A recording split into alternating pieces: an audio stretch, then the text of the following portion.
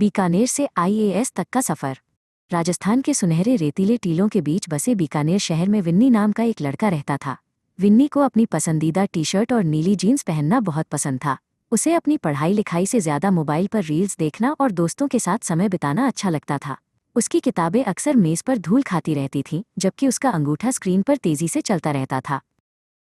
Vinny की माँ सौम्या उसे मोबाइल छोड़ पढ़ाई करने के लिए अक्सर समझाती थी। एक दोपहर जब विन्नी हाथ में फ़ोन लिए नई रील देख रहा था, सौम्या उसके कमरे में आई।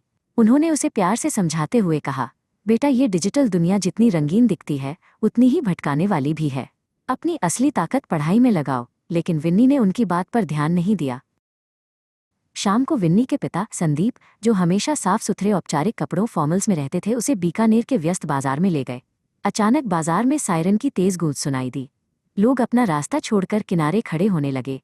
तभी एक चमचमाती सफेद गाड़ी वहां से गुजरी, जिसके ऊपर नीली बत्ती जल रही थी और सब उसे सम्मान से देख रहे थे। विन्नी ने उत्सुकता से पूछा, पापा, ये कौन है जिसके लिए पूरी सड़क रुक गई?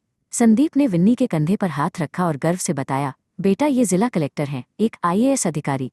इन्होंने बहुत कड़ी मेहनत की है, तब जाकर समाज में इन्हें ये स्थान और सम्मान मिला है। विन्नी को अचानक एहसास हुआ कि फ़ोन पर बिताया गया उसका वक्त कितना कीमती था। उस रात विन्नी ने एक बड़ा संकल्प लिया। उसने अपने फ़ोन को बंद किया और उसे अपनी अलमारी के सबसे ऊपरी और सुरक्षित कोने में रख दिया। उसने अपनी पुरानी मेज़ साफ की और अपनी गणित और विज्ञान की किताबें बाहर निकालीं। उसने खुद से वादा किया कि अब वो अपनी एक अलग पहचान बनाएगा और अपना समय कभी बर्बाद नहीं करेगा। माँ सौम्या ये देखकर बहुत खुश हुई कि विन्नी अब घंटों अपनी मेज़ पर बैठकर मन लगाकर पढ़ता है। उन्होंने विन्नी की मेज़ पर एक नया और आधुनिक नाइट लैंप लाकर रख दिया, ताकि रात को देर तक पढ़ते समय उसे रोशनी की कोई कमी न हो। उन्होंने मुस्कुराते हुए कहा, बेटा, यह नाइट लैंप तुम्हारी कड़ी मेहनत को एक नई रोशनी देगा। कई साल बीत गए। विन्नी का ध्यान अब मोबाइल की रील से हटकर किताबों के पन्नों पर था। वह अब एक बड़ा युवक बन चुका था और देश की सबसे कठिन यूपीएससी परीक्षा की तैयारी में दिन रात जुटा था। जब भी वो थकने लगता, वो अपना नाइट लैम्प जलाता और उस नीली बत्ती वाली गाड़ी के अपने पुराने सपने को याद करता। परीक्षा का समय नज़दीक था और एक रात विन्नी बहुत तनाव महसूस कर रहा था। तभी उसके पिता संदीप अपने दफ्तर के औपचारिक कपड़ों में उसके कमरे में आए।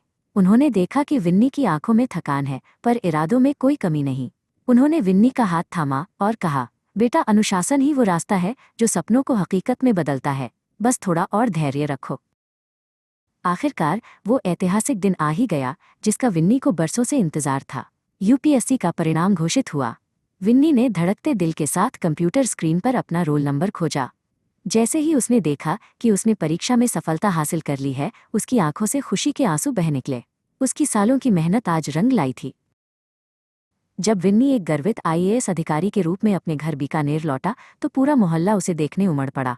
घर के दरवाजे पर माँ सौम्या उसका इंतजार कर रही थीं। विन्नी ने सबसे पहले झुककर अपनी माँ के पैर छुए। सौम्या ने उसे गले लगा लिया और उनकी आंखें ममता और गर्व से नम हो गईं। उनके बेटे ने अपना संकल्प पूरा कर लिया था। अगले दिन विन्नी अपने पिता संदीप को अपने नए सरकारी दफ्तर ले गया। वहां मेज पर रखी एक चमकदार नेम प्लेट को संदीप ने बड़े गर्व से अपनी उंगलियों से छुआ। संदीप की आंखों में अपने बेटे की इस बड़ी सफलता को देखकर एक अलग ही संतोष और चमक थी। उन्होंने महसूस किया कि विन्नी का वो छोटा सा संकल्प आज एक बड़ी हकीकत बन चुका था। मेज पर रखी उस खूबसूरत नेम प्लेट पर गहरे और स्पष्ट अक्षरों में लिखा था, एमआर विनी, आईएएस ऑफिसर। विन्नी ने मुस्कुराते हुए अपने पिता का हाथ पकड़ा। उसने पूरी दुनिया को यह साबित कर दिया था कि मेहनत, धैर्य और पक्के संकल्प से किसी भी ऊंचाई को छुआ जा सकता है। बीकानेर का वो रील देखने वाला लड़का आज सबका प्रेरणा स्रोत बन गया था।